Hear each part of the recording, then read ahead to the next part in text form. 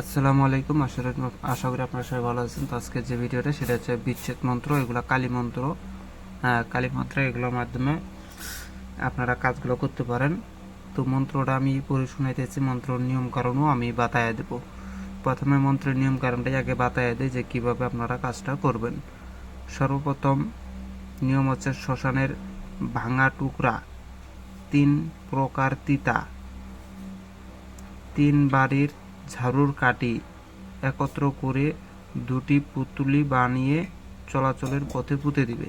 এখন আমি আপনাদেরকে বুঝাই বলি। শ্মশানের ভাঙা টুকরা মানে শ্মশানের ভিতর থেকে আপনারা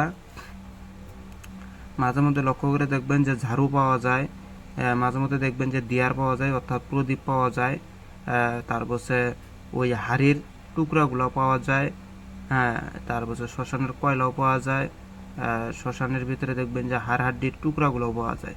তো এগুলা জিনিস নেবেন, অর্থাৎ শ্মশানের মানে ভাঙা টুকরা যেগুলোর নাম আমি বললাম এগুলা সংরক্ষণ করবেন।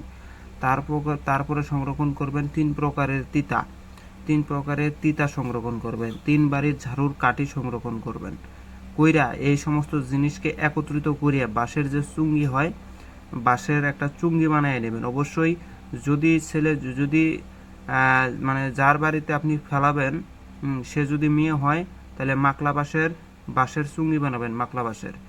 আর যদি পুরুষ হয় তাহলে বড় বাসা, এই বড় বাসার চুঙ্গি বানাবেন। বানাইয়া ওই চুঙ্গির ভিতরে ভইরা পুতুলি বানাবেন, মানে চুঙ্গির ভিতরে ভইরা একটা পুতুলি সিস্টেম করে নেবেন। নিয়া ওই যদি ছেলের বাড়িতে ফেলান তাহলে তো বললাম বড় বাঁশের চুঙ্গি কইরা তারপরে ওর ভিতরে ঢুকাইয়া ওইটা চলাচলের পথে পুঁতে দিয়ে দিবেন। মেয়ে হলে পরে মেয়ে হলে পরে মাকলা বাঁশের চুঙ্গির ভিতরে সবকিছু ভইরা মেয়ের চলাচলের পথে পুঁতে দিবেন। তাহলে আশা করা যায় ইনশাল্লাহ বিচ্ছেদ হয়ে যাবে। তো মন্ত্রটা আমি পড়ে শুনাইতেছি। কার্তিক গণেশ 2 ভাই, শ্রীকালীর বেটা, গুরুর আজ্ঞা নিয়ে ডাকি আমি শিবের 2 বেটা। যা কার্তিক যা গণেশ হও অবতার, অমুক আর অমুকের সঙ্গে ঘটা মহাবিচ্ছেদ, যদি বিচ্ছেদ না ঘটাবো শিবকালীর মাথা খাবো। এই ছিল মন্ত্রটা, হিন্দু শাস্ত্রের মন্ত্র দিলাম এটা। তো মুসলমানের শাস্ত্রের মন্ত্রটা আমি দিব, সমস্যা নাই। আপাতত হিন্দু শাস্ত্রের মন্ত্রটা আবার শোনাইতেছি।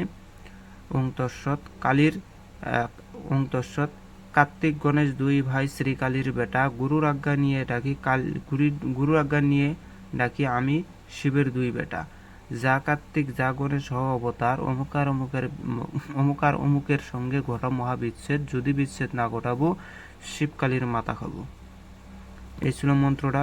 ভিডিওটা যদি ভালো লাগে অবশ্যই লাইক করে শেয়ার করবেন। আর একটা কথা বলে রাখি, সামনে কার্তিক মাসের কালী পূজা অমাবস্যা আসতেছে। ওই অমাবস্যায় যারা শিষ্য আমার আছেন তারা অবশ্যই আমার সাথে যোগাযোগ করবেন, আমার এখানে আসবেন। ওই রাতে অনেক কিছু আশা করা যায়, যারা আসবে তারা খালি হাতে ফিরবে না, কিছু না কিছু দেওয়ার চেষ্টা করব। এটা এখন তাদের যোগ্যতার উপরে নির্ভর করবে। তো যাই হোক, সবাই ভালো থাকবেন। খোদা হাফেজ। আসসালামু আলাইকুম।